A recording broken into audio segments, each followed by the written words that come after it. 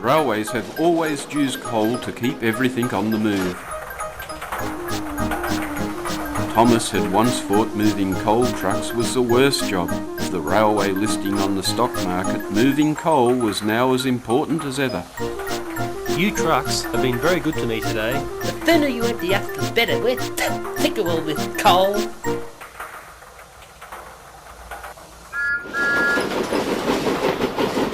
Thomas headed away from the coal mine into the open country.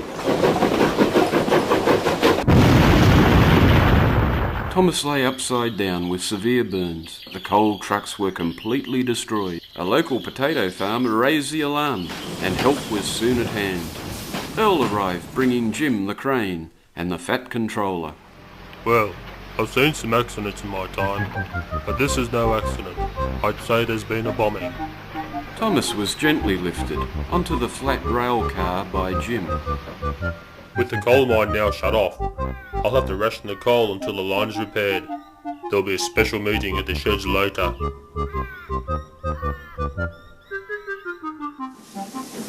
Later that day, Earl pulled into the rail yard. Thomas was carefully placed on the tracks for repairs. This has been a very sad day for the railways. It seems there's a mad bomber on the loose.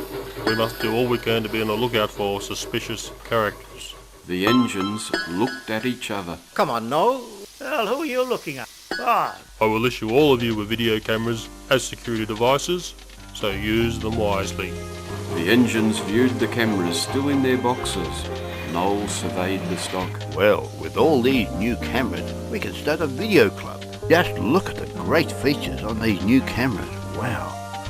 Gleaming Red Ted quickly formulated the rules stating, I challenge all the engines to produce a video on any subject within a month. The best video will win a boiler flush.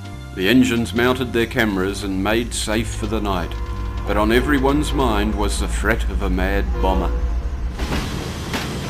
Next morning saw Andy the Diesel enter the yard boasting, So your coal supply has all dried up. It's about time you were all scrapped. Bob replied as he was still trying to turn his camera on. We might be old and dependent on coal, but we're survivors. Bob and Margot carried on delivering the food supplies down their branch line. Elsewhere, Scottish John was fitting some gas bottles as an alternative fuel. His video thoughts were on this process. Chris was working on a story based on a train's last journey. Alan, the self-funded retired engine, planned a video about the town's feral cats. Wilson was always interested in how cars would race him between stations. Earl had his eyes on the skies and teamed up with Helen the helicopter. Back in the sheds, Thomas was being repaired. He also had a camera, and his video was being planned. At least I can keep an eye on Andy Diesel if I'm stuck here. The Fat Controller was also keeping an eye on things. These figures are not looking good. The share prices have taken a sudden dive since the bombing. He moved to the turntable to chat with Andy Diesel. I'm relying on you, Andy, to bring things back online. I'll do that easily. You can forget about those steam engines now. Just the diesel I wanted to see. I have a small but important job for you. Something we'll have to keep secret. Very secret. The Diesel looks at Andy and says nothing.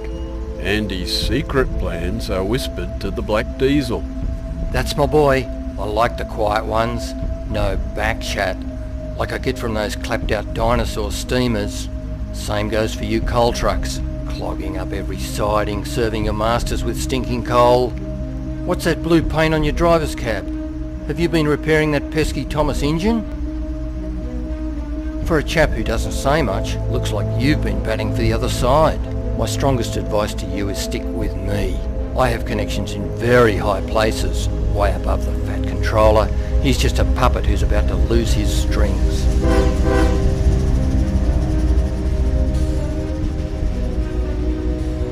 2 weeks had passed and the engines assembled at the rail yards. Off in the distance a storm was brewing, so all the engines packed into the sheds. Thomas was almost repaired and was being fired up to check for any boiler leaks. The Fat Controller made a brief announcement. I hope you're all getting used to your new cameras. Keep up the good work. Ted was curious about the videos. Okay lads, we'll have a short movie night just to see how you've progressed. Earl was the first to show his work.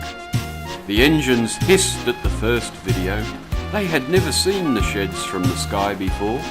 I put my camera in the helicopter. Hey, just have a look at this where I went. Boy, there's some tremendous shots.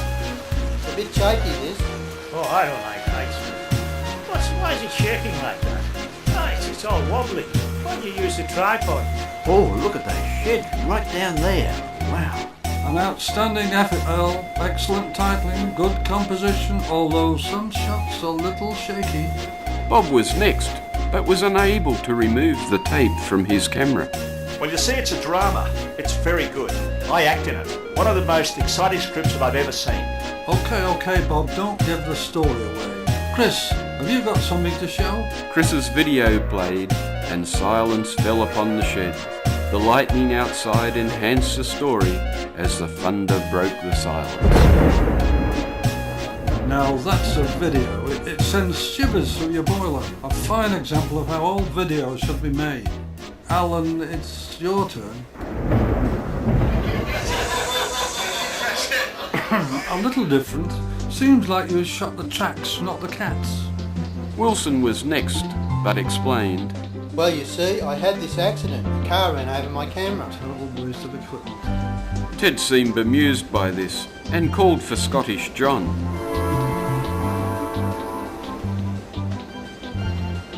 I'd like to tell you all about LP gas. It's very good to run your engine on. It's clean, but most of all, it's cheap, and that's what I like. Yes, a solid industrial video, John. Well done all. Then from the corner, Thomas whistled. Ted, I have a video. Well, it's sort of an animation. Can I show it? Animation? Well, did you use your camera, Thomas? Is that according to the rules, Ted? I mean, are you sure about that? Okay, I think we can stretch the rules this time out. This is the best thing I've ever seen. I think I see something. What's that on the turntable? Noel steamed forward, asking for a replay at reduced speed. Come on, Noel. There's nothing. You gotta be joking. I can't see a thing. You've got to be I didn't kidding. see any of that. What do you see, Noel? I think that's a bomb on the turntable. A bomb? Don't panic, everyone. I can get it. Thomas steamed out of the shed. His driver placed the bomb on the running board and headed down the main line. If I am quick, I'll save the railways from certain doom. It's no good being on the main line. I'll have to find a siding. Thomas didn't see that the points were set to go into a work shed. Oh no, that's Andy Diesel's shed. I'll never stop in time.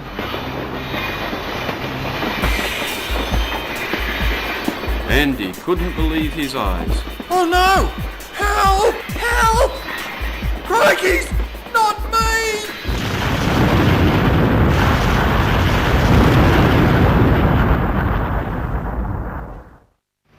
The next day saw Thomas once again being lifted into the shed for repairs. Well, Thomas, you saved the railways and your video showed the bomber hard at work. Just then, the Fat Controller arrived with the police. I've heard the mystery of the bombings is solved. That's right. Thomas had a video of the turntable while Andy Diesel was in the yard. I noticed a suspicious character lurking near his fuel tank, and we believe that character is you. The policeman holds the Fat Controller. We also noticed you manipulating the stock market, selling shares just before the first bombing and buying just after it. Right then, you're coming with me. Thomas, your video was the key to saving the railways. Your brave actions also ridded us of that lazy Diesel. Thomas's video went on to scoop all the prizes in the video competition. It just goes to show that a little video can go a long way.